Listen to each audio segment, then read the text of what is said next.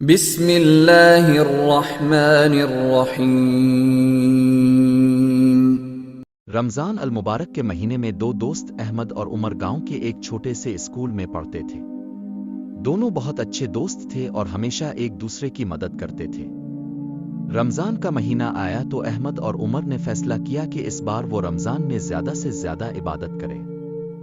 احمد روزہ رکھتا اور قرآن پڑھتا، جبکہ عمر نمازوں کے بعد اللہ سے دعائیں کرتا۔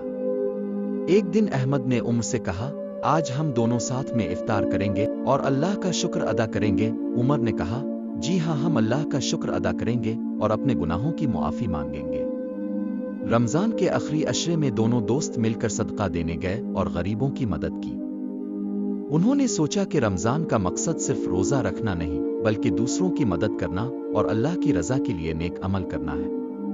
ان دونوں دوستوں نے سیکھا کہ رمضان کا اصل مقصد خود کو بہتر بنانا، دوسروں کی مدد کرنا اور اللہ سے قربت حاصل کرنا ہے۔ رمضان کے مہینے نے ان کی دوستی کو اور بھی مضبوط کر دیا اور دونوں نے عہد کیا کہ وہ زندگی بھر ایک دوسرے کی مدد کریں گے۔